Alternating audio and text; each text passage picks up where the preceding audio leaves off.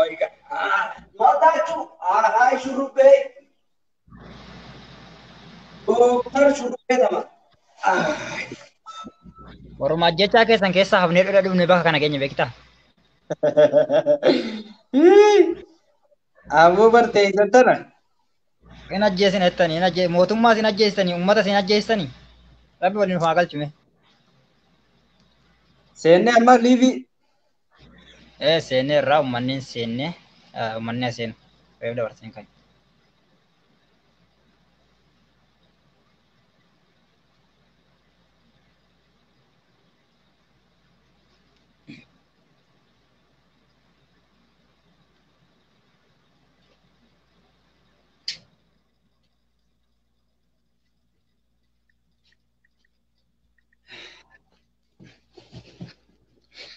Assalamualaikum warahmatullahi wabarakatuh. Ashamaa harka fuunee ilmaan Oromoo nageen keessan badhaadhaa jajjabaattu afaan akkam bakka nagaa qabaattan bakka nagaan jiraatan hadhagaa kunooti gaa qeerroo obboleessa Kaadir waliin marii goona gaa yeroo baay'ee Kaadiris dhaadannoo addaatiin akka nu qabsiisu yookaan akka nu ajjeesu waan addaa godha yaada adda addaa turani akka rabbii dhageenyirraa warra fulbaana 30 dhaaddatu keessaa tokko. Hin dogoggorin nuti takkaa nama ajjeesuudhaaf nama ajjeesuuf dhiisi. Nama miidhuufuu takkaa guyyaa tokko yaadnee hin beeknu.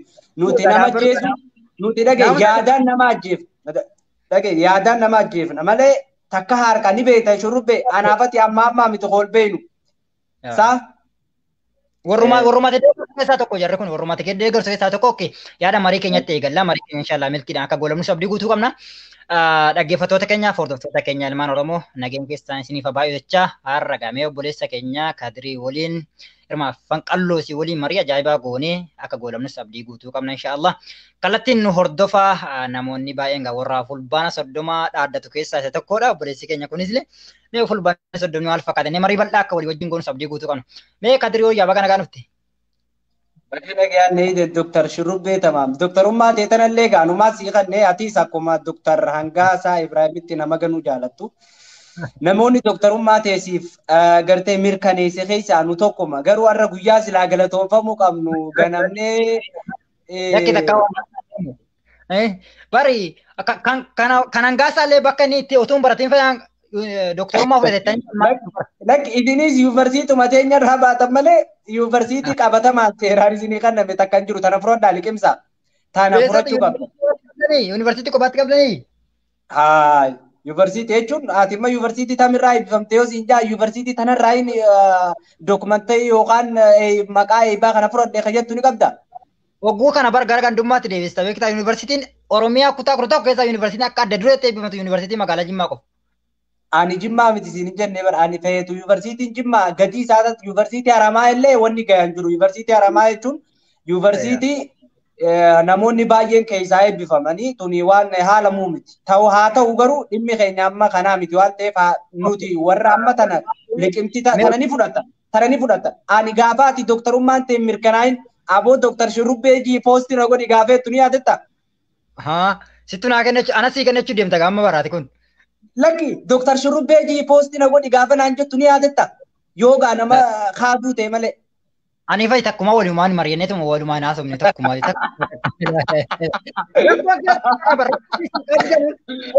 Gara marii keenyaatti. Nama bakka kana isin irraa dadhabnee bara namaaf hin kudhitan. Bakka namaaf waan takka dhagaye faranjii maal jette gizee waan takka waan jadiida waan haaree takka gizee garte namoota akka Joor Maamnuffaa namoota bakka yuunivarsiitii meeqarraa eebbifamanii barnoota isaaniitiin bakka ga'an warra gartee maallaqaan doktorummaa bitatee osoo hin ta'in warra gartee qabatamaa yuunivarsiitii addunyaarraa waraqaa fudhate kanaan maal jettiin gud jettiin gizee isinis maashaallah jaa akka nama muslimaa tokkotti gizee waan takka waan haaroo tokko yookaan wanni haaroofi tokko saba keessan keessaa uumame maashaallah jaa kanan isin jaa. Sidaan gara marii keenyaatti deebina. Marii keenya maaliif beektaa? Irra waan jirruu fi wal caqacaquu kanaa miti beektaa. Marii naamusaan seeraa feeraan bifa nama hawwatuun adeemne. Raabeen isaa maaliif walii galtee warri kana irratti walii galtee.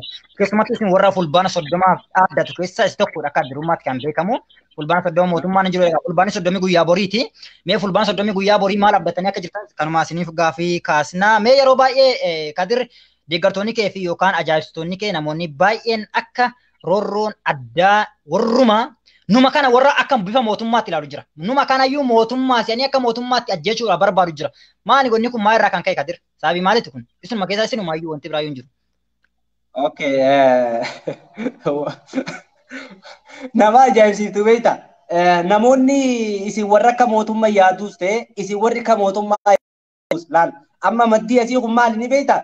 Namoota warra akka mootummaa if godhuu jaalatudha. Amma fakkeenya yeroo hedduu siin ilaalan maali? Fuutee faana akka waan biyya tana keessatti qaamaa faana namaa hiruu dandeessu yookaan gartee akka waan imbaasii keessa hojjettu anumattuu fakkaata gisee takka takka. Sa Dr. Shurrubbeen kun imbaasii mootummaa keessa hojjetamoo itti gaafatamaa qoonsilaa Itoophiyaati haga jiru takkatti. Maaliif? Ajaa'iba natti. Kanaaf namoonni akka mootummaa silaalu osoo hin ta'in ati yeroo hedduu gisee ilaalu keessattuu deeggartoonni bilisiginaa amma warroonni gartee amma akka kaabuttaa afaan warroonni akka gartee amma biyyoota faranjii keessa jiran tasgabbiidhaan arraba tokkoon malee waan takka hubatan boru mootummaan kun nu qufa beekan mootummaan kun itti fufaas beekan garuu isin ijoolleen teenya ijoolleen feetu Harargee isaa taatu feetu Arsii isaa taatu feetu bakka fedhee isaa taatu amma ijoollee Harargee nama ollaa kiyyaatiin beeka riyaa kana keessa manfaa ollaa takka galu naam morma taa'ee ani bilisiginnaadha ani abiyyiin akkas godhaa isin maarreedhaa minaaminaan anillee niin deeggara niin mormaan waliin arrabsinu garuu isin yeroo as baatan akka waan saba keessaa uumamtan hin qabne akka waan isin saba biraa of gootaniiti Oromoo of gootanii Oromoo bakka buutanii hin haasoftan.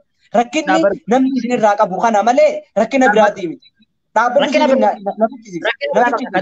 biraa isin qabdanu maali beektaa obboleessa koo naamusaan haasofnaa. Naaf himta dhaga'i shurrubbee rakkina nuti qabnu naaf himta na ficcisiisa. Inni lammata namni Oromoo tokko namni Oromoo keessaa dhalate tokko namni hidda Oromoo itti dhagahamu tokko namni dhiigni Oromummaa itti dhagahamu tokko wayyaaneen waan Tigree taateef nuti duulaanii turre. Oromoo isa kamisine? Oromoo isin jettan kun kami?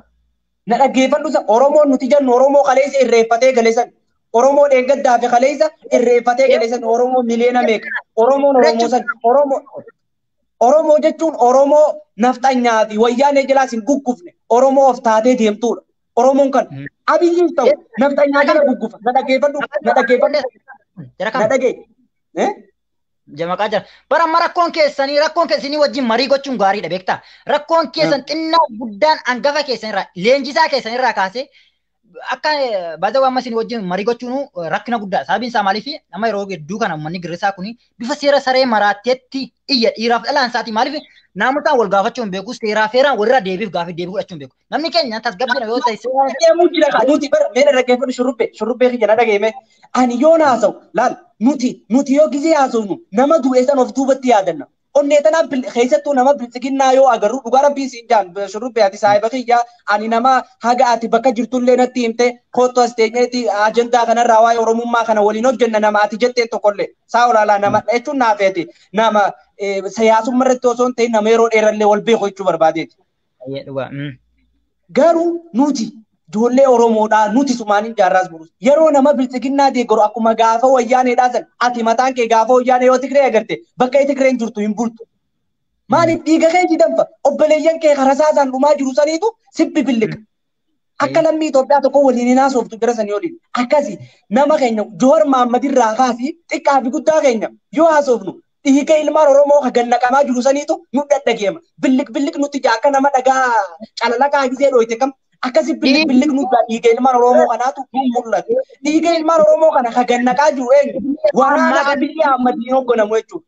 Rakkoon keessan rakkoon uummata keenyaa kana bara. Dhugaa dubbachuu taanaan Kadir beektaa akka nam tokkotti kabajaan eegessi dhiyeeffamee kabajumaan dubbachuu naamusaan seeraa feeraan dubbachuu qabda.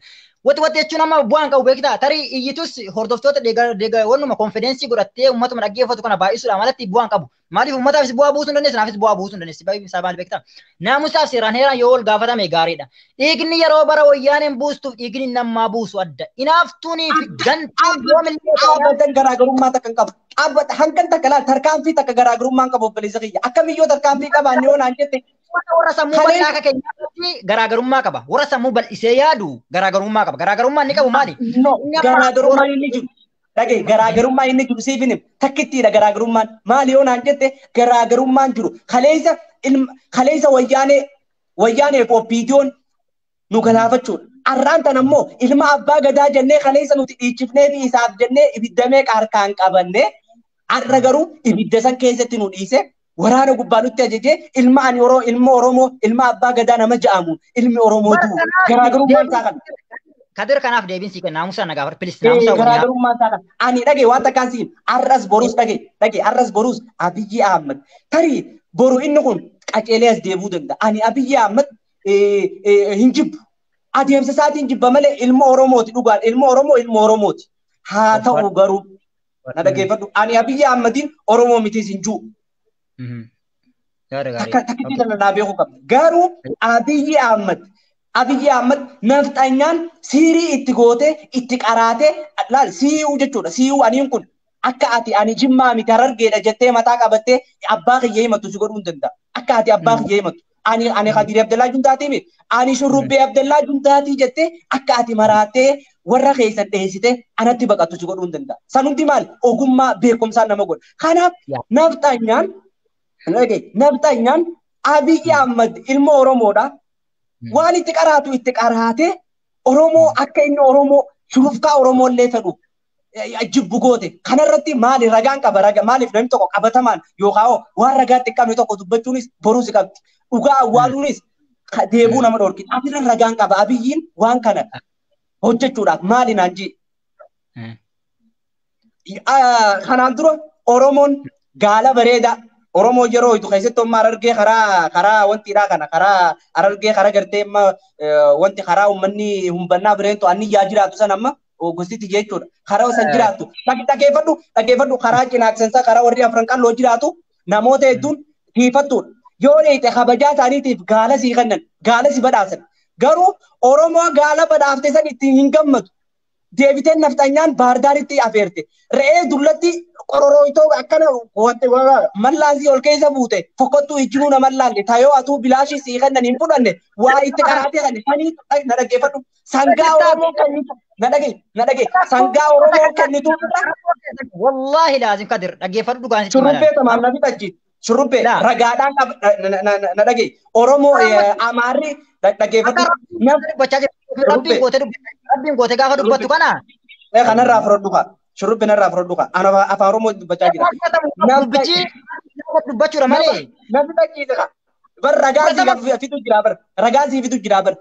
Abiyyi Ahmad Oromoodha. Akka inni immoo Oromoo hin jaalanne namni godhe nafxanyaadha. Itti waa qaraanii siin jee haaya mee ragaa na fitii naan jette. Ragaan isiidha sangaa Oromoon kennitee bira re'ee qoroffee tagartee foon hin qabne. Fokkottuu san ta'aakiraa fakkaattuu san yoo fudhatee irra gammachuu qaba. Shuuf alee shuuf silaa ammoo osoo Oromoo wanna fokkottuu san kannitee fi nafxanyaan san gallee kannitee fi kan irra gammaduu qabu tasaba isaa san rakkinni kanaa jechuudha. Bar rakkoon kun kana bar. Yeroo walii kennine qaata walii kenne hanga dhaatti jechaadha kanatti kaaste. Gantuuniif inaaftuun ganaa waxalamti ganaa ajjeefamte. Ammas taanaan boris taanaan. Ganaa waxalamtii fi ganaa waxalamtii dhiisiiti. Wanna takka waan jiru takka qabatamaan naaf itti haasoo yaada gaarii na waliin haasee kan shurrubbee maal taatee fi biyya.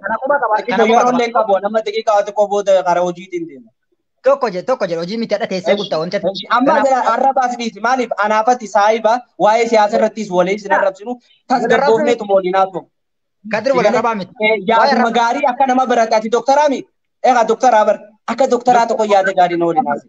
Naagostai dhaggeeffadhu waan sitti muu deemu keessa kaalidhe Kadir naamusaan yoo walii galuu ta'e dhugaa dubbachuu taanaani walii sagallu mariidhaan seeraaf yaammeedhaan yoo walii gale bu'aa qaba. Atis waan na gaafachuu qabdu iyyuu keerra utuu na gaafattee bu'aa gaarii qaba. Anis immoo utuun sii deebise bu'aa gaarii. Siin na afeerraa keetii mi'an ashilaa shurrubbee. Asirratti anamma yaada kana kaaseemi ragaa sii fideemi atis asirra lakkii kunis kanaa miti kanaas akkana jiitu manaa deebisi rakkoon qabu ishi anamma Abiyyi wanni kas ta'eef waan akkanaatiif ittiin atis waan naan mormitu tokko fiti. Okay, kuni bakka wanti damma dubbatu kuni mormii miti la. Maali beektaa mormii miti kun sitti kana wanti mormii miti. Abiyyi siirii godhamee gaafa reetti siirii itti godhamtu argeera jechaa jirtaati. Ati rattee irra gaafa jiraatu ani argine ani waan akkasii kana siirii itti godhame ati rabbiin of goote bittaa rabbiin of goote. Yakki ani rabbiin ifin goone hin dhaggeeffadhu shurrubbee barsitti himee bar. Tuma kana akka ati ani Harargeedha yookaan ati Arsiidha jettee huyuu jettee lafaa kaatu si godhuu hin danda'an jee bar sheeka bira dhaqee yookaan eesii bira dhaqee. Siirii jedhamu kanaa yoo hin beeknu nuti warri Jimmaa kun warra siirii jedhamu kana. Ayin beektan kaisin nama biraa beeka warra kan nafxanyaa kana fa'aa beeka isa nutu isaanii nu barsiise.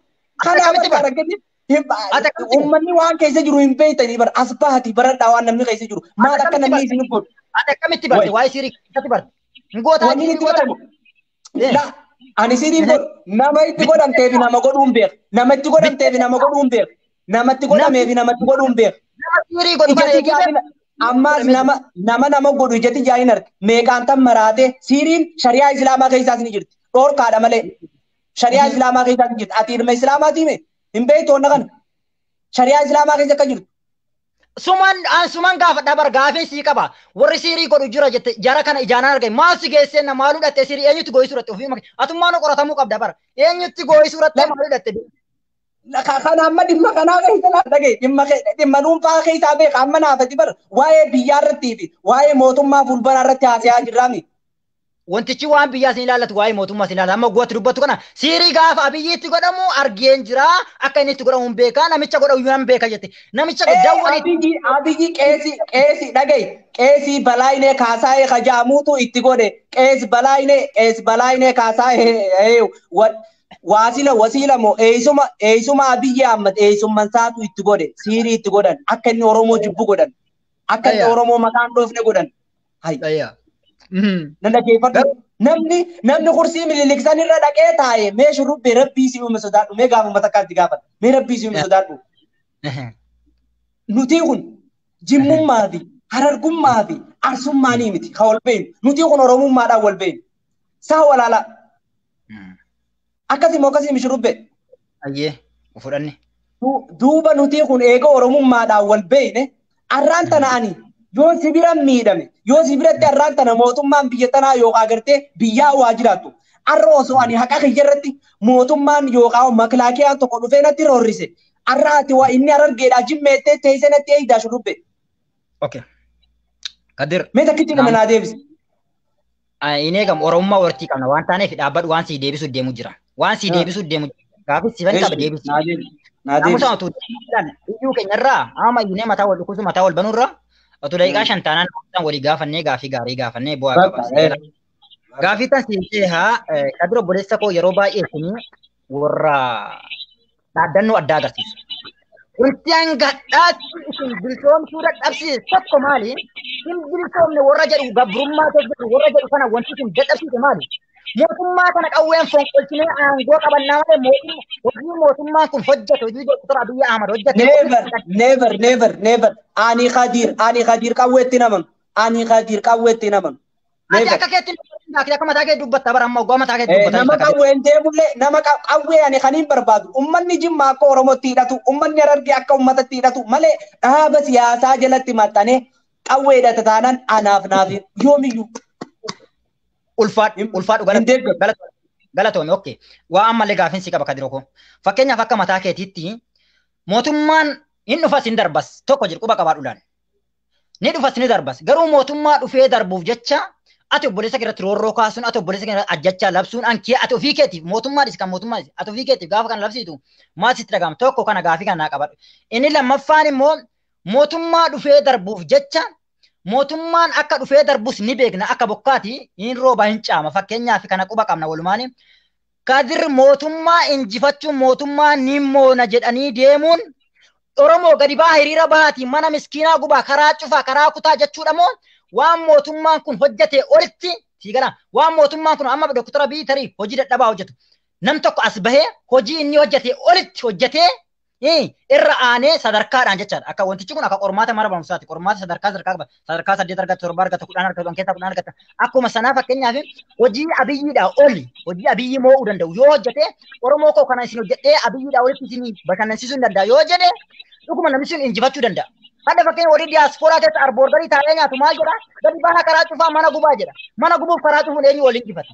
Keessumattuu ilma abbaa gadaa hadhaan goora jiru kana warri akkas jedhan labsii labsanii maal jedhanii turanii kanumattuyyuu fulbaana 30 booda mootummaan hin jiru jedhanii dhaaddatanii jiran. Dhaaddannoon jiraa kunoo gahe amma oguu ka'u kana mee fulbaana 30 booda warri mootummaan hin jiru jedhe eessa jirare maaf gadi baana hadhu fulbaana 30 bara. Bitadde. Shurrubbee na dhaggeeffadhu. Waa'ee gartee namni gabbee dhumaa waan jiru kana waa yeroo hedduu kakaaftan. Asirratti obboleessa kiyya nuti Joor Mahammad hayyuu jeeyina kagartee onnee isaa caalaa sabee isaatiif hadoodu wanni qabannee akka uffata keenya caalaa ofitti qabnee jaalannee onnee teenya keessaa yoomuu osoo du'ellee waggaa 100 taa'e ilmoo teenya dabruuf maali ni beektaa? Jaarraa silaa namoonni gariin warri nu maleedhaa qawweedhaan saba keenya maqaa qawweetiin mootummaa jalatti ugguree maqaa Oromoo qawwee hidhattee gaara jirti ju'uudhaan Oromoo teenya cunqursuuf jaalatuun inni garuu lakki jaarraa 21ffaa keessa qawween nu baaftu. Yeroon ammaa kunoo biyyoota akka Masrii, biyyoota akka Abaluu hiriira baanii mootummaa abbaa irreef irraa hucciisanii hiriiraanii ummata keenya miliyoona 50 qabannee qawwee nama 100 gaaratti nabdannu isinuutti gabbaa mormadhaa jee wayyaanee ofirraa kaafne. Tuni jaalatus jibbitus tarsiimoo abbaa keenya qeerroo Oromootii fi jaalattoota isaati kanneen akka Yaayaa Bashiiris kaleessa achuma keessa turan. Jaalattus jibbitus kanneen akka Iskeel Gabbisaa achi keessa turan. Jaalattus jibbitus kanneen akka Faraan Abdusalaam achi keessa turan. Jaalattus jibbitus warreen akka Heenoo Gabbisaa itti hanaafte kun hundinuu warra kaleessa tarsiimoo takkaan qeerroo hoogganaa turedha. Jaalattee jibbite. Haa ta'u malee Dr. Abiy Ahmed eessa keessa ture? Insaa keessa ture. Gaafa Oromoon irreecha irratti akkasittiin dhumtu Abiy Ahmed tarsiimoo Oromoota baasita kan qabu. Asbee haga lammaa magarsa dhaabbadhu na dhaggeeffadhu. Naafaan itti qabi. Naafaan itti qabi shurubbee dhaabu na dhaggeeffadhu. Abiy Ahmed dubbii callaa jiru kana karaa irraa hin maksin ilaali. Dubbii na dhaggeeffadhu shurubbee na dhaggeeffadhu. Shurubbee Abiy Ahmed waan hin hojjete hin qabu siin hin jenne na dhaggeeffadhu. Abiy Ahmed bakka itti hojjete qaba. Bakka itti hojjete qaba. Garuu yeroo san keessatti Abiy Ahmed atiis jaalattee jibbite mee kun ijoolleen Jimmaa takkaasii as baatee dhugaa kanarratti haa mormitu. Abiy Ahmed namni nu barsiise hojii inni uummataaf hojjete osoo hin ta'in Lammaa Magarsaa nu barsiise. Yeroo san Lammaa Magarsaatu pirezidaantii naannoo Oromiyaati. Abiy Ahmed bakka inni duraan jiru ol fidee itti aanaa isaa namni godhes yeroo san keessatti Lammaa Magarsaa ture. Har'a garuu Lammaa Magarsaa tanuu akka sooftitti akka faayinitti darbamee gatamee diqee keessatti akka hin taane sagalee isaa ukkaanfamee jira. Na dhaggeeffatu. Qalama dhaabbatu asirratti qalama ofirkaan qabu waan ta'eef naftuun harkaan barii sii deebisu danda'a. Abiy Ahmed kan nu barsiise Lammaa Magarsaati. Atunu isinummaan iyyuu qabdan nuti amma sanaan hojii. Wayiti gaafatu turte wayiti gaafadhaa qoy. Wayiti gaafadhaa qoy. Dhageeffadha. Waan dhaggeeffadhu qalama kam goota dhaggeeffadhu waan sitti himu barbaadu. Qalama kam gootee harkaa qabaatte shurubbee qalama kam gootee harkaa qabaatte. Waan dubbatamu kan ni qabatan fakkeenya waan isin jechuu barbaadu kana keessa dhaggeeffadhu waan sitti himu deemu. Ati doktora gaafa jettu lammaan si barsiisnaan attee namni tokko si barsiisnaan deeggartaayi jaallattaayi dadhabbina ati qabdanu kana keessa Androza wamma miidiyaa koosii isin affeerumaan koo tarii jarri kun mee fulbaan 30 akkam ta'aa jiru karoora isin qabdan nuti hadha guyyaa dhafa kee wal Siifimaan jira bar.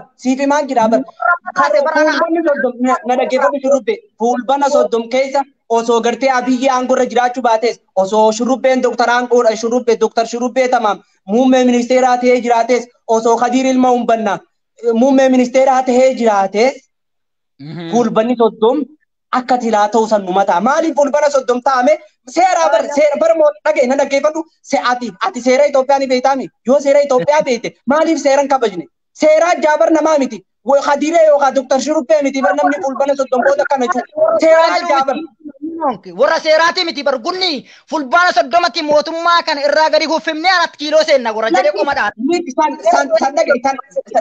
Mee dhagee mee shurrubbee kiyya rabbii jiiti ati kun nama miidiyaa hordofuuti dhagee eenyu gaa biddeen eenyu maarree baana san gurbaa morkota Dr. Tirampi maali morkota Tirampiitii fi Tirampi ilaalime dhaabbatanii wal dura wal rabsan dhaabbatanii wal dura waan fedhan waliin jaan arra silaa Joor Abiyyi dura dhaabbatee arrabse Joor Abiyyi tuffatee jettaniiti olii gad ooftan jechuudha. Siyaasaadha waa'ee siyaasaa keessa yoo harka beekne harka keessaa baafadhaa siyaasaa yoo beekne. Akkasumas jawaarummaan ati amma kaleessa ilmi abbaa gadaa Dr. Abiy Ahmed Jimma keessa dhalatee dhufee 4 kiiloo seenee teenyaan kan inni akkas dubbatu kun dhaggeeffadha. Kan inni akkas dubbatu kun gaafa mallas bulchumaaf hin arrabsine. Gaafa gaa mootummoonni duraanii bulchaa jira maaf hin arrasin hamma mirga kee falma rakkoon qabu ummata keeti of barsiisi mircaa fuuldureetti tisi kana jennaan gadi ka'ee arrabsi caalaa wanni akkasiitiin maaltu isa geessi namicha kana kan qilee buuse jawaariin hanga addaa kan qilee buuse yoo gara jawaaritti deebita taate obboleessuu dhaggeeffattaa kan jawaaritti keessanii kan deeggartoota keessanii kan jes jettan warra koomentiin deema warra jecha namaatiin barreeffamaan deema kanaaf dhaxxanii qilee buusan Shurubbee na dhagee Joor Mahammad dhagee Shurubbee Joor Mahammad arra silaa na dhaggeeffadhu akka ilma Oromootti ni isin arrabsin Joor kun miskiina sillee akka ilma Oromoo tokko sitti haa dhagayamu Joor Mahammad kun nama tasgabbii qabu tokko mee ati dhagee waan takka ani waan fedhees yoo ta'e Abiyyi Ahmad arra maqaa inni ani Oromoodha juuf kabaja Oromoo na biraa qaba miidhama isaan jaalatu osoo arraan tanan abbaan fedhe muummee ministeeraa ta'e Abiyyi Ahmad haaloo inni arra nu godhe juu kana irraa baa nama juu hin ayyamoon gaafa sanis maaliif dimokiraasii waan ta'eef haa ta'u garuu seenaatu isa gaafata garuu ammoo waan takkaan siin Joor Mahammad kun haqa isaa dho'isuun rabbiin illee irraa si gaafata wallaahi wa billaahi wa tallaahi rabbiin guyyaa qiyaamaa irraa si gaafata maaliif haqa namaa dho'isuun barbaachisaa miti. Okay, ulfaadhu galatoom. Mee fakkeenyaaf ati mee dhuunfatti rakkinni ati Joor Mahammad irraa qabdu maali mee takkitti tana naa himi mee ati rakkinni dhuunfatti Joor Mahammad irraa qabdu. An Jawaar Mahammad isa naa oliiti miti sirraa rakkinan qabu nama na wajjin ciisee oolee re'ee na wajjin tiksaa oolurraa rakkoon qabu takkaa hin jiru. Mee maaliif jibbita ishii mee Joor Mahammad anis waa'ee Abiyyi jibbuufin siima mee maaliif Joor Mahammad kana balaaleeffattee jibbita mee maaliif akka inni hidhamu jibbita mee maaliif akka inni hidhamu feeta mee maaliif akka inni du'u barbaadda takkitti tana naa himi. Naamusaan sitti hima Jawaar Mahammad tokko irratti bismillah gaafa Abiyyi kottu biyya alaatii gali jedhee dhaqee harkisee fuudhee galu mammaa ka wajjira mammaa kana yeroo baay'ee irra deebiin mammaa ka beektaa bofaa fi naakka ta'aniiti malkaa daariitti dhufan malkaa daarii dhufnaan laga kanatti lagni guunnaan laga kanarratti bofti kuni naacha kana na ceesii jennaan atoo bofa nama ciniinta akkamittan si ceesisan laa nama ciniinu na ceesi bishaan tugu laga guute jennee kadhate jennaan baatee fuudhee oguu ni ceesisu bofichi kun ceehee hidde dudda isaa keessa naacha kana maal itti duraan nan ciniinu jennaan amala kooti akkamittan si dhiisa jedheen fakkeenya si kaasuu dana wanti kana jedhe tarii atummaan hiikattaa uummatumti dhaggeeffatumti hiikatan waan an siin jechuu barbaade ummanni kun Abiyyiin kun dhaqee Jawaar Mahammad kottuun galla biyya keenyatti galla jedhee fudhatee galee gaafa galfatu Jawaar aangoo barbaaddaa siif kennuu jennaan laa an barsiisaa yuunivarsiitiin ta'uun barbaada malee aangoon barbaadu jedhee callisee dhiisee otuu taa'u tooftaa ofirratti siyaasa ofirratti dalagee hamma ummata warra koomeetti warra feesbuukaatiin deemu dirree feesbuuk Jawaar Mahammad wanta jibbe dhuguma gara Oromoo irratti kabajaa qaba Oromoo miliyoona 60 biratti kabajaa qaba dhuguma Oromoodhaafis hojjetee ka'ee ofirratti diige akkamitti ofirratti diige yoo jechuu barbaada gaafatte Jawaar Mahammad akkinitti ofirratti diige tokkoffaa ummanni dudduuba dhaabbate jes jedhan sareen fakkeenyaaf sareen tokko yoo ulaa manaa dhaabbatte dutte ummanni dudduuba kun jes yoo ati jette sareen kun deemtee nama qabdi malee ofirraan deemti yoo ati dhoofteetti kaateen deemti Jawaar Mahammad ofirra kaa'ee ummanni kun jabaadhu Abiyyi nuu ta'an jiru kaasi fonqolcha kaasi etuu jedhuun tooftaa godhee maal godhe si fakkaate. Niitii kiyya narraa kaasuuf na ajjeesuuf jecha narraa kaasaniiti ajjecha narratti labsuuf jedhanii jiru jedheeti asii badee kurrifatee gadi bahee gaafa kurrifatu sana ummata nama 98 dhume 198 maaltu wanni akkasii dhuman. Gaafa ummanni kun maaliif akkamitti ummanni kun du'ee akkamitti ajjeefame jedhee abbootii haadhotii namoota hanga kana du'anii bira dhaqee hin gaafanne tokko jedhi Kadir kanatti beeku baqatee Ameerikaa galee Jawaar Abiyyi narratti ajjecha labsee sukuriitii narraa kaasuu jedheeti natti dawwalee na jalaa kaas jedheeti Ameerikaatti badee gaafa ni badu ummanni isaatti gadi bahee hiriira namni 98 lubbuun jalaa darbe akkamitti darbellee lubbuun akkamitti darbe jedheen gaafame tokko guyyaa gaafa san namichi kun maalumaaf kijibaan eenyutti dawwal kumaander jedhame kumaander eenyu akka ta'e beekaa kumaanderichi maaf suuraan isaa gadi hin baane maaf gadi hin maxxanfame maaf hin qabamne sobaan kumaander jedhee tooftaadhaan kaasanii lola kana kaasuu jedhee deeme gaafa dhaqee Ameerikaa dhaqu maal jedhetti fakkaate Abiyyiin baga ganamaa natti ka'e eegi ganamaa natti ka'e ganaa nan beeka waan isaa godhu jedhee isuma inni akkasii otuu itti dhaaddatu Abiyyiin ofitti waamee ammallee dhiisi jara keenya aangoo yoo mootummaa filachuu barbaanne mootummaa dimokiraatawaa ta'e murteessina atis ummata kee hiriirfadhuuti Oromiyaa keessa deemii akka waan mootummaadhaa ol waan hojjettu ummata keetiifis ummata kee ofirra bira deeffadhu jennaan gadi bee deeme gaafa arge deemu diqaalaa jedhe warri suma diqaalaa hargee warri diqaalaa bakka kana haadha geessu jedhe siltoonni jedhe wanti arraba gaa wanti inni hambisan jiru argaa jirta woomaa isin argitan otuu akka jedhuun etuu taa'u in obse hin taa'e hamma taa'ee aktiivistoota fayyaa jaraa gaafa jarri waa dubbatanuu gaafa jarri waa dubbachuu dhiisan callisanii ta'an hoo aktiivistiin kun bitamee taa'a jedha aktivistii caalaa bultumeen bitame jedha. Acaaluun hin bitame jedha. Aktivistiin Joori dhagee na dhaggeeffadhu asirra waan ragaa qabatamaa hin qabne shurrubbee. Hijibaaf namarra kaayi. Haraami. Joorii akkana juu dhageessee jirta. Joorii gartee caalaa bultumee ni bitame. Abalu ni bitame juu dhageessee jirta. Abbuleeso. Postiin barreeffama isaa ni jira hanga dhaatti. Ragaa waliin waan qabatamaa takka haasee waan fedhees haa ta'u. Postiin barreeffama isaa ni jira hanga dhaatti jecha lafa kaa'amee feesbuuka isaa jalatti obboleesso jala deemte yoo barreessite siibaa yoo hin dhabamne jechaadha. Akkas jedhutu akkas jedhamu Hacaaluu fidanii miidiyaa caalaa bultumee affeeranii kaaniin Hacaaluu fidanii affeeranii gaafa Hacaaluun immoo Abiyyiin Oromoodhaa ta'ee jira Abiyyiidhaaf yeroo kennaa gaafa ni jedhu isaa dubbate gaafa torbeetti lubbuu isaa galaafatan. Maaliif akka sana yeequmsa kana otuu kanan kaasin duratti jarri kun maal abdatanii fulbaana soddoma utuu jedhanu koroffatanii baa kana kan gaafa akka jedhu uummanni Oromoo kun duukaa deemee Jawaar koo jabaadhu Jawaar koo sifaana jira jedha hadha warri gaafa Jawaar hidhamnaan duukaadha deebi'ee duddubbatti rafu jechaadha. Fakkeenyaaf kan akka amma Dajanee Guutamaati miti kan akkasaati bar Jawaar jabaadhu jedhe gaafa inni hidhamu kan baqatee biyyarraa Ameerikaan maraqee lubbuu ofiitti ta'aa jiru. Jawaar hidhaa keessa buusanii. Hin sobdi kan hadhamu namicha kana hidhaa qilintoo buusanii jiran kana. Tokkoffaarratti wanti akka kooti Jawaarin jibbe. Jawaar akka dhuunfaatti wanti narraan gahe hin jiru. Akka nama tokkootti wanti naan godhe hin jiru. Wanti naa dabale hin jiru.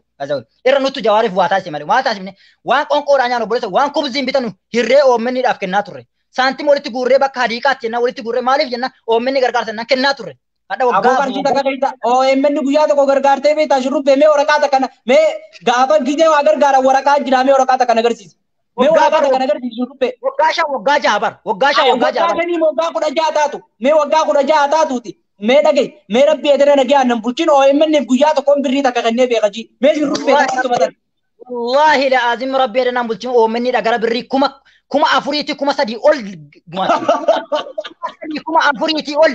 Barkana rakkoo hin dandeessu maaliif obboleessu gumaachuun ijoollota hedduun saabii OMN'ti saabii OMN deeggaran makkatti qabamanii hidhamnaan gara galee salaamu alaikum jenne hanga dhaat Jawaar gaafa biyya galu jechaadha waan takka tutti hin dubbatin Jawaar isan nuti Jawaar nun fayyane bar nutu Jawaar hin fayyade teesse garuu aboo gaafa na dhaggeeffadhu san namni Oromummaa OMN waa godhuun Jooriif waan goone Jooriif maal goote OMN waa godhuun bar Oromoodhaaf waa godhuudha malee Joor saantima takka waan sakka isaan harkatu bar wanti ta'e maallaqa kana bar horee qaba na dhaggeeffadhu maalleen guuramu horee qaba hojii raawwachiiftu qaba eeytuu qaba waa meeqa qaba kanarratti dhiisi kana dhiisi waa'ee sila Oromoo goote hin himatin qabsoo Oromoo waan goote hin himatin nu ganee bar hamma isa ilaallee gumaachine malee eenyuun beekna OMN lafa duwwaa ammati yoo fakkeenyaaf peejii kee qaba peejii kee zimmenne Jaafara liitii achuma keessa jiru Jaafara liitii achuma keessa turre Jaafara liitii kam Jaafara liitii keessa turre OMN keessa turre gara Oromoo jira kamma gara Oromoo qulqulluu jira bar Jaafara liitii duuba Jaafara liitii keessa turre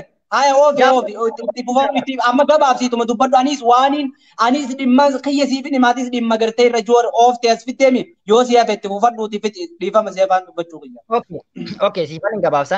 Jawaariin wanti an jibbee fakkeen gabaabumatti jeneraalii an jibba dhuunfaa utuu hin taane Jawaarumatti Oromoo gane. Jawaarumatti obboleessa isaa kaleessa kottuu laga kana narra taa'ee ceehi jedhe deebi'ee hidde ilma Oromooti abbaa isaa Jawaar takka abbaa Jawaar ijaan arginee hin beeknu. Arbaa Dr. Abiy Ahmad harkaan naqee awwaalee ka'ee maal jedhe diqaalaa jedhe gadi ba'ee maali namni safuu hin beekne heeraan beekne seeraan beekne namni dimokiraatawaa maal akka ta'e dimokiraasiidhaan mirga falmadhu jennaan arrabatti gadi ka'e abbaa Jawaar hanga addaa ka'e nuti argine abbaa Abiy harkaan naqee gaafa du'a isaa awwaalee ka'e namichi kun diqaalaa namichi kun silxee namichi kun guraagee namichi kun maal jedhee muxatti godhaa ture inni obsee fixatte hojii isaatti eegalechaa seera qaba maal jedhe Jawaar hattaa jechaan Abiyyiin arrabsee dadhabee Jawaar Abiyyiin callisee ijaan ilaallaan jechaadha laa namichi seera kabachiisuu fa'aa hin danda'u dandeettii seera kabachiisuu qabu barnootaan qabu keessatti ture. Kana nuu quba qaba. Fixattee. Okay galatoomii ani sa'a daqiiqaa dheertuu tanaan si obseetis naa obsi gaashurru beekiyya doktara misi laawwati doktara kiyya naaf obsi ani kalas. Okay takkafaadha. Joor Mahammad waa'ee sila diqaalaa jechuu irratti sa'isinii kuni bar wanni itti gartee nama nyaatanii coraa kana nama danfiftanii gartee dubbii maalaayaan hin qabne dubbii faayidaa hin qabne wanni itti isiniin gartee isin nuti Oromoon amma yeroo barbaachisaa kanatti Oromoof hadootu Oromoof wanni Oromoon keessa jiru laaluudha malee dhimma birrii dhimma maarree kanaa miti laaluun Oromoo wanni keessa jiru takka faa'uun beekuu qabu. Inni immoo itti aanu Joor Mahammad na dhageeffatu Joor Mahammad Diqaalaa nafxanyaan je. Kana kunoo anis yoo nafxanyaan diqaalaan abbaa malee dhalatti. Diqaalaan diqaalaadha kunoo mee arraan tana mee arra haaniidhaan dhufanii abbaan fedhe dhufee haaniidhu. Diqaalaadha. Arraas boruus us dhaabbadhu amma fakkeenyaaf Hacaaluun Oromooti. Abiyyi Ahmad as ba'ee akka Hacaaluun jee kana ni jaaba. Naftanya Oromoo caalaa naftanyaatu isaatti hige jechuudha Abiyyi Ahmad. Maaliif nuti duriis ni beekna. Ani ammaan tana dhugaa rabbi yoo dubbatte abbaan kiyyaa fi ummaan tiyyaas ollaadha warra tokko. Garuu warra ummaa tiyyaa bira waan hin guddaddeef warra ummaa tiyyaatiin irra qabatu. Warra ummaa tiyyaatiin irra beeka. Shuuf akka jechuun namni har'a Abiyyi naftanyaatu irra isaaf hige jechuudha. Kanaaf maaliif abukaattoo naftanyaa taatan irra isin? Abiyyi Joor Mahammad ilma Oromoo tokkoon diqaalaa ka jeeqabu. Wallaahi wa billaahi wa tallaahi tana ittiin kakadha yoo gartee dhaggeeffadhu. Yeroo san naftanyaa waliin kokkee wal qabnee waan jirruuf Iskaandar Naggaa fa'aa waliin na dhaggeeffadhu. Eegi Abiyyi Ahmad dhufe kokkee walumaan qabne kana quba qabaa illiqimsi bishaan Wallaahi aboo Iskaandar Naggaadhaa bar Finfinnee enee baalaadaraan hin jeebar Finfinnee Ana bulchaa Finfinneeti jeebar osoo Abiyyi Ahmad jiru Finfinnee irra dhiichisaa bar. Dhugaa sitti fakkaate Jawaartu jala deemaa jira kan jala deemaa jira hin sobaa bar jala deemaa jirta Amoo dhiisinurraa Joor silaa jala deeme ilmaan Oromootiifi deeggartoonni na dhaggeeffadhu Finfinneedhaafi dirree Dawaa keessatti deeggartoonni Iskaandar Naggaatiifi ilmaan Oromoodhaa meeqaatu sababa gartee deeggartoota Iskaandar Naggaatiin arra silaa Joor silaa jala jiraate waliin jibban turan waliin hojjetan turan akkuma kun gurbaan eengatti hidhamee kana OMN irratti salaasaa fulbata dhagee Maali ofiin nyaadhee akkuma lidatu ayyaalo itti waliin hojjetan jechuudha silaa Joorii fi Iskaandar Naggaa wal quba qubaatanii habiibii kiyya siyaasaa baradhaa malee akkanumaan haasawan baratina amma tana dhaggeeffadhu na dhaggeeffadhu Dr. Shurupe ati naftanyaadhaaf na dhaggeeffadhu ati abukaattoo naftanyaati us dhaabbadhu ati abukaattoo naftanyaati. Rabbina isin qabdan kana beektaa. Deeggartoonni kirista. Mee gaafii takkaan si gaafadha Shurupe naa deebisi. Naa deebisi. Ati Minilikni jaalatta. Na Shurupe Minilikni jaalatta. Annama Oromoo irratti diinummaa gaggeesse hin jaalladhu. Aya Minilikni deeggarta. Hin deeggaru nama Oromoo irratti diina ta'e. Oromoodhaaf Oromoo irratti nama. Haayile Sillaasee ni deeggarta. An generaalii si kaasaa jira bar nama Oromoo irratti diina. Aboona dhaggeeffadhu Haayile Sillaasee ni jaalatta. Bar maqaan ki rakkoon keessan kana beektaa rakkoon. Bara abbaa keessa namatti kuffee sadii bar Haayile Sillaasee ni jaalatta. Ba generaalii si kaasaa. Haayile Sillaasee ni deeggarta. Ishii takkitti san Haayile Sillaasee ni deeggarta. Kadir naamusaan si deebisaa jira deebii. Bar mindaan sirraan kutamu eesh mushkila. Namni kun abbaa irreeti. Mindaan sirraan kutamu maal rakkoo qabu yoo himte Haayile Sillaasee ni deeggarta. Haayile Sillaasee ni deeggarta. Obboleessa wanti Okay, na dhaggeeffadhu. Ishi na fixachiisa kan Minilik hin deeggaruu jettee jirti. Haaya. Siidaan isaa san siidaan nama Oromoo irra badii hojjete hin deeggaru jechaa jirta bar. Duuba nama Oromoo dhiiga dhangalaasaa ture kaleessa gizee siidaa isaa wanti masaraa mootummaa sablamoota 86 bakka buutu keessa gizee masaraan nama sanii dhaabbate siidaan nama sanii dhaabbate aawultiin nama sanii aawultiin Minilik gizee dhaabbate ani kaleessa bakar waareetiin harkatti dhabaatu bakar waaree akaakoo kiyya na dhaggeeffadhu na dhagee bakar waaree akaakoo kiyya akaakoo Hangaasaa Ibrahim akaakoo Jaafar Alii faana na dhaggeeffadhu bakar waaree jechuudha. Na dhaggeeffadhu bakar waaree kaleessa kan leenjisoo diigaa abbaa kiyyaa ture maaliif abbaan Oromoo dha gooto kiyya bakka leenjisoo diigaadha akkasuma abbaa Jifaar yeroo san keessatti silaa na dhaggeeffadhu abbaa Jifaar na dhaggeeffadhu silaa abbaa Jifaar waan gaafa gartee Minilik jiru san birrii silaa daabaa fi birrii warqee maali lafee dhageeqa na dhaggeeffadhu lafee arbaatii fi kana hunda silaa fuudhee waan Minilikiin deeggaru yookaan Minilik gartee ittiin watti godhu san na dhaggeeffadhu silaa Oromoodhaan gargaare qaata guddanne san hunda abbaa Jifaar hunda cinqaa ture jechuudha Minilik yeroo san keessa na dhaggeeffadhu abbaa gara abbaa Kadir dhaggeeffadhu naamusaan dhaggeeffadhu na dhaggeeffadhu bar seen siifni muddaaba saniifuu duuba nama kana nama akkatti Oromoo cinqaa ture kanaatu nama akkatti Oromoo cinqaa ture kanaatu masaraa Minilik keessa jira duuba ati nama kana akkam ilma Oromoo taatee gisee ilmi Oromoo masaraa Minilik bar dhagee mina dhaggeeffadhu Shurupe kiyya Gaafin si qabu Siidaa Minilik tana bar silaa Amaarri har'aan tana bakka Abiyyi dhufee silaa har'aan tana bulchaan Itoophiyaa muummeen ministeeraa xaqilaay ministeeraa silaa nama Amaaraa ta'e Minilik fidee masaraa keessa dhaabbachuu ni sodaata bar. Ni sodaata maaliif uummanni Oromoo nakka haja.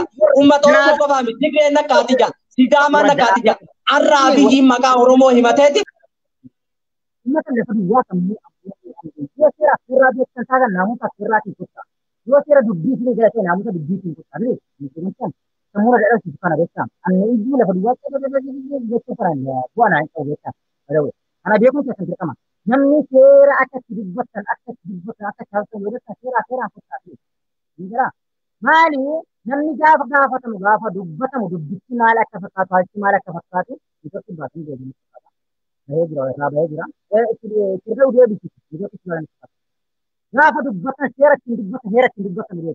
Gafi edite gafi namusa seran dedi ada suran memang sakit jadi itu kontrak kilo kerap saja jadi itu kontrak kilo kerap surat ini orang ini kita jerat semua kedubet tu wara kedubet menjadi kenapa itu orang ini itu orang motumar confidence abu manggis ni ada dokumen manggis ni mana memata tu cacing era gadu kadir rabateta namusa yo falmu dan desa te era gadu debisi tergadu Sigala, isini warra akka itti falmata akka itti dubbatan warra hin beekne addas taate boris taate inji fataan taane jettan fulbaani soddomni keessan dhumee jira fulbaani soddomni keessan bu'ee jira akka saree maraate by the way dogongoraan qaba dhugaa dubbachuu taane dogongoraan qabu maali beektanii anummaan uummata kana ofitti fidii affeeruun koo dogongora dhugaan dubbachuu taane dhiifama siin jedha yoo ta'u uummata badhaadhinaa kana maali saabinsa dogongora qabdan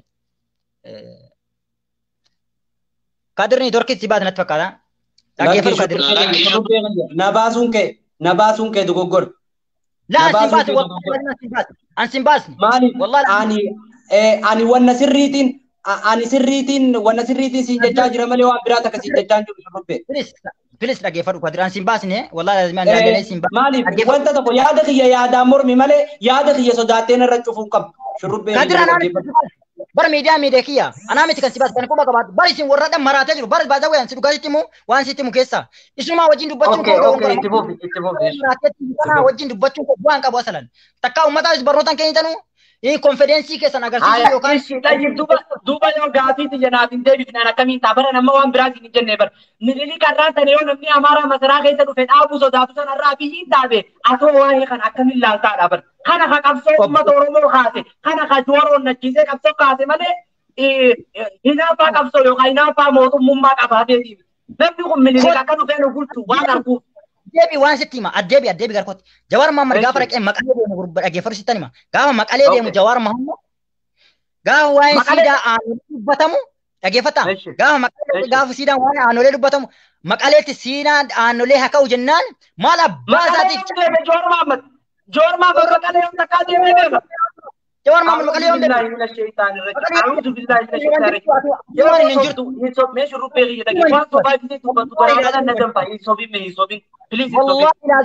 Atummaan addunyaa hin jirtu inuma hin jirtu bar ofumaan beektu jechuudha bar. Naannoo Amaaraa kan deemee gaafii tana gaafatan taasisa beekaawi naannoo Amaaraa deemeeti waa'ee aanoleetii fi calanqoo gaafii itti kaase uummanni fannoon baanan malee maqalee miti takkaa maqalee deemeen beeku.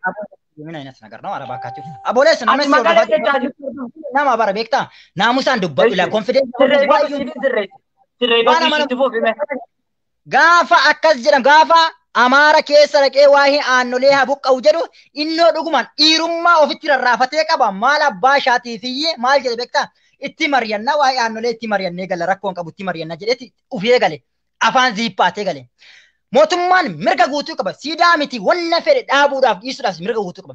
Maaltummoo innoo dhugumaan siidaa dhaabbatee jiru kana haa buqqa'u jettee Amaarri ija qubatti keessee dubbannaan itti mari'annaa mee itti deebinee mari'annee dhee afaan isaa ziippaatee galee gaafa achi galummoo roorroo mootummaan akkas godhaara mootummaan kun mootummaa akkanaati mootummaan kun mootummaa ce'umsaa miti maaltu afaan lama isa dubbachiisa maaltu dhugumaadha mee gaayyee warrummaan isin kaleessa as teessanii dhaadannoo keessan agarsiistanii onnee dhaataa turtan Jawaar akkasima bara warra ummata kana dhugaa dubbachuu taanaan yani bada warra barnoota qabu namni barnoota qabu isin keessa jiru wallahi laazim namummaan barnoota qabu hunuman jiru isin keessa beektaa Sababiin isaa maali? Namni barnoota qabu tokko seera akkatti bulmaata seeraa feerattiitiin deema. Mootummaa akkamitti injifachuu danda'a? Mootummaan akkamitti kufamuu danda'a jedheetti deema. Garuu bu'aa hin qabdan. Garuu dhabbina guddaa qabdani. Digala. Kanarratti walii fagallu. Etuu kanarratti walii galle har'a Jawaareen hadha guyyaa baatii arfaffaa fidhamaa jiru kana guyyaa takka mana dhaan bulu ture. Maal godhama beektan isin gala? Maal godhama ture sila? Seeraan, naamusaan, seeraa feeraan otoo walii gallee baasuu dandeenyu hadha dhaaddannoo keessan addaa agarsiisuuf jecha hanga hadha baatii hadhaa hidhaa teessiftani. Nutti baafataa abiyyiin nu hin gadhiisin nutti baafata. Egaa abiyyiin isin hin gadhiisin meeqa qaa baafadhaa kan. Dhiirummaan keessan kana. Jeneraalii maaliifuu injifatamtanii kuftanii jirtan? Amma warri gara kootti affeeramuu dhufaa jiru kun hariinuu warra gara kootti deebi'uu barbaadaa jiru. Isin gala warra gara keenya dhufuu barbaadaa jiru. Dhufanii jiran jechaan maaliif tasfaa dhabanii warra fulbaana 30 jedhamee farri harkaa dhabamee kalaas kufiitiin kufanii jedhanii ol kaasnee finnee jirra. Isin gala kana maaliifiyyuu itti dawwalamee jira. Okay, Shurrubbee. Shurrubbee. Nagaa'ee.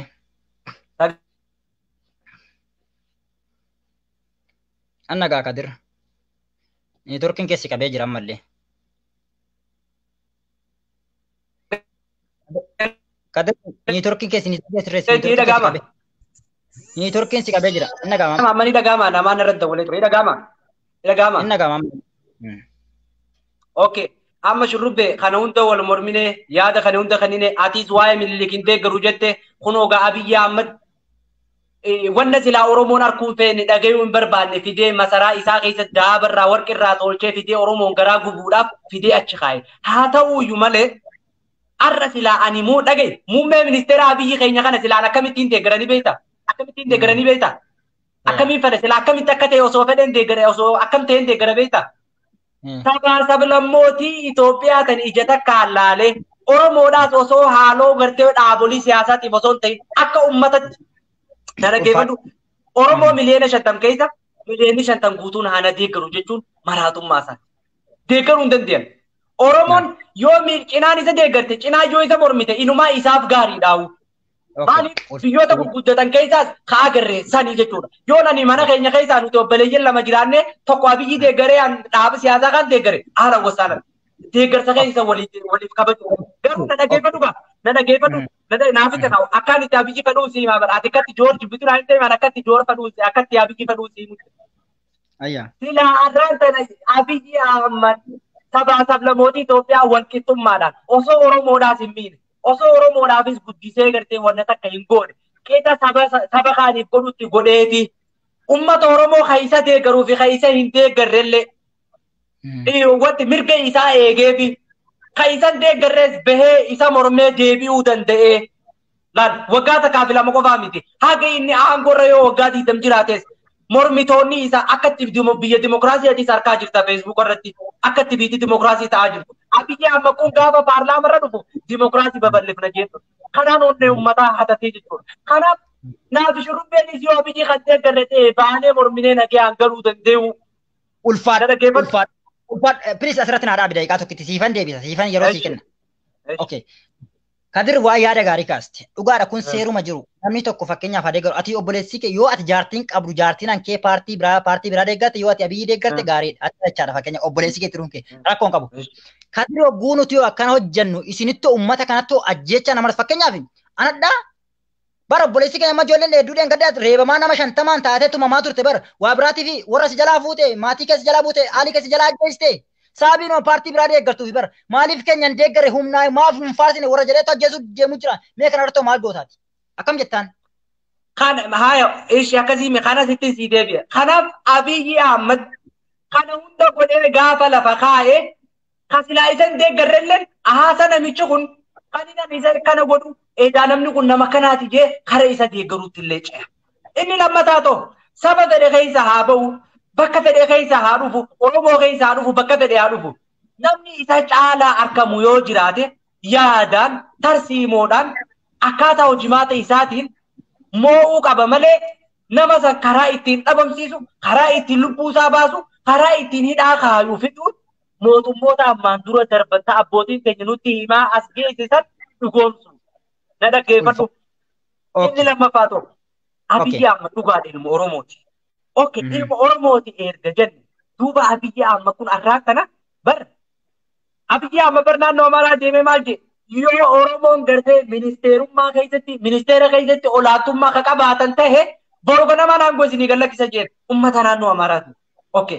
Arra osoo ilmi oromoo tokko gaafii akkasii gaafate ilmaan nafta na dhaggeeffadhu arra ilmaan naftanyaa olaantummaa qaba jee yoo walgahii abiyyi amma jiru keessa quba baasee gaafii gaafate edera lubbuun tiyya jiraachuun shakkiidha bar ilmi oromoo tokko kas yoo magaalaa jimmaa keessatti ol ka'ee gaafii tuutu of shakka bar ummanni bitame akka sanatti of shakka aan oromoodha jedhii falmadhu anitti lammii kootiif dhugaan dhaabbadha jedhii falmadhu malee inaaffaan yoo deemte kadira lemoo kadira atummaan kun kadir jechaadha. Duba naftaanya duba uummanni naftaanya uummata naftaanyaatiin akka jee dhageenye bar yaa obboleeyye na dhagee mee gizee rakkina uummata naftaanyaa kana himne as garagalchitanii ofitti hin qabina.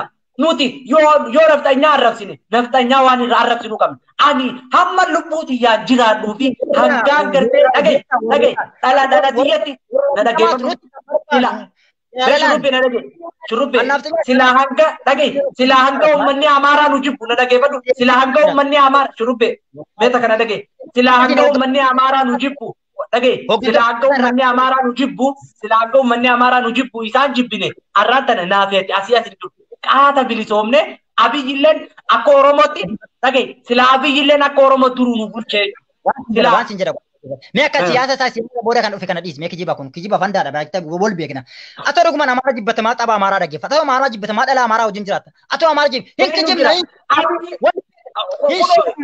hin sobdani wallahi la azim rabbiin nagaan nan bulchin warabbal kaaba nima sobdani maaliif beektani kijiba sitti fakkeessu jecha nuti amara jibbin washatam fayyaan nama maaliif inni kaan amara dhaggeeffata inni kaan amara of jalaa qaba inni kaan obboleetti qaba inni kaan warra qaba inni kaan obboleessa warra muttee amaaraa yaabaa bulutti amaaraa nuti oromoo qulqulluuf jalaa qabna dhagee nuti oromoo qulqulluuf jalaa qabna nuti oromoo qulqulluuf jalaa qabna nama akka dhagee na dhaggeeffatu nama akka na dhagee shurrubbee tamaan na dhagee amaaraa mana keessatti amaaraa malee hin beekne gadi bahee nuti warra amaaraa jibbuu jedha bitta nuti warra amaaraa dhagee bar namni biyya takka keessa jiru bara namaas ni jibbina siin hin jenne na dhaggeeffadhu me shurrubbee silaa akka amaari nu jibbuun nuti amaara jibbine qaata bilisoomnee siin jeebar maalitti hiikatte isaan silaa hin jeebar silaa akka amaari nu jibbuun nuti amaara jibbine laal amaaran ta'e hin jibbine siin hin jenne bara silaa akka nuti amaarri oromoo jibbutti amaara jibbine bar gaallaa siin jaanni bar taa'anii bar gaallaa siin jaa bara maali arra finfinnee keessa bara hacaaluun jeesaa viidiyoo isaan laalle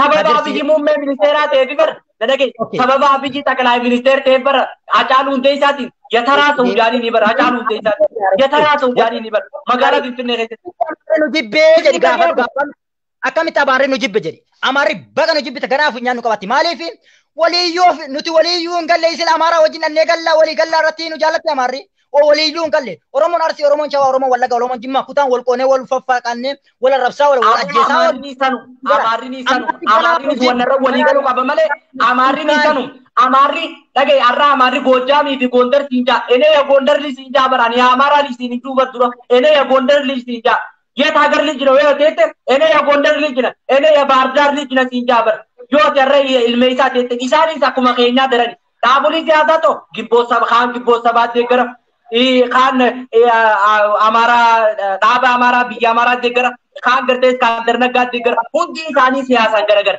garuu gaafa gartee dantaa siyaasaa amaarummaa tuqamte eenyuu inni isa jechuudha. Arra dantaa siyaasaa amaaraa yoo tuqe abiyyiinuu ni qalama jechuudha. Ni qalama guyyaa adii qalama. Sigalee akkasii jechuudha. Garuu arraan tanaan haafee waa'ee oromummaarra walii galuu waa'ee oromummaarra walii galuu qeerroon biyya keessaa dhumuun kun qeerroon biyya keessaa ajjeefamaa dhuun kun si gammachiisa moo ka'e meete kanuma tokkotti beekamu. Okay, yaada gaariin gaafate. Qeerroon kan inaaffaa qabdu qeerroo miti abbaa fee taanaan abbaa kee tamaame yoo ta'e inaaffaadhaan mana keessaa gadi ba'ee mana miskiinaa gubuu karaa kutuu nama ajjeesuu yoo deema ta'e ajjeefamuti dhukkeen raawwifamaa abbaa kee tamaame hin ta'in dhugaan sitti hima wanti abbaa kee tamaame irraa deebisu hin jiru. Abbaa kee tamaame hin ta'in namni inaaffaadha hiriirri hin baama mootummaan ni mormama mootummaan yoo waan mormamu ta'e obboleessa koo dhaggeeffadhu quba qabaadha kan koo cufataa jira dhiifama wajjin mootummaan yoo waan mormamu ta'e mootummaa irraa hiriira baana jedhamee eeyyama fudhatamee naamusaaf seeraan heeraan yoo bahame karaa nagaatiin galame no problem mootummaa mormamuu danda'a mootummaa addunyaa guutuuratti Ameerikaatti mootummaan Doonaald Tiraamp hin mormamaa jira hin mormaman mootummaan hin mormaman hin jiru hiriirri hin baame hiriira nagaatiin hiriira baatii isin keenya inaaftuun isin garaa keessa summummaa qabdu maali hiriira baana ittee deemtee mana miskiinaa gubdi.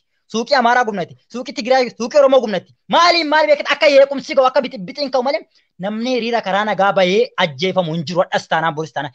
Isin yeequmsaa isin musaddasa billaa as keessa keessee isin qawwee asitti hidhattee gadi baatu boombii liqimsitee isin fanadda'uu deemtu hadhas taanaan boris taanaan dhukkee nyaachifatu maa abbaa kee tamaa hin ta'e. Rubbe nuti hajjechaa jirru nama karaa nagayaatiin na dhaggeeffadhu qeerroo takka maqaa qeerroo warra balleessu malee qeerroon Oromoodhaa warri haqaa falmatu gaafa wayyaaneetiin harka qullaa baati.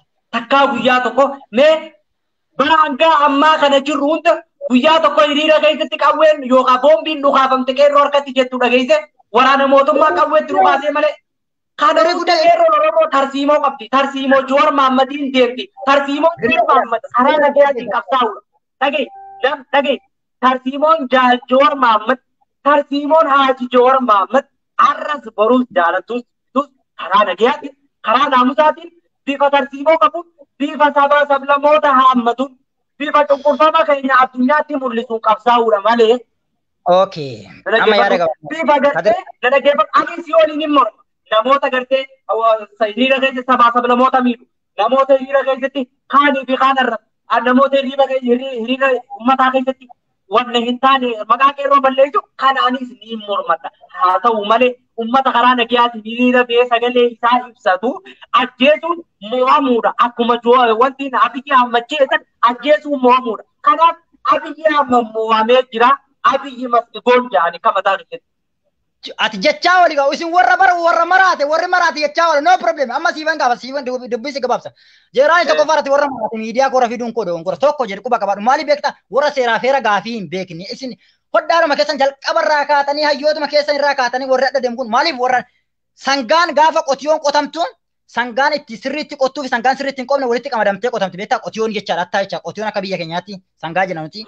Isin warra marii hin qabne nama luugama hin qabne fardi luugama hin qabne akkuma arge deema beektaa akkuma arge gulfa warra akkasii tokko jedhe kana quba qabaadhu.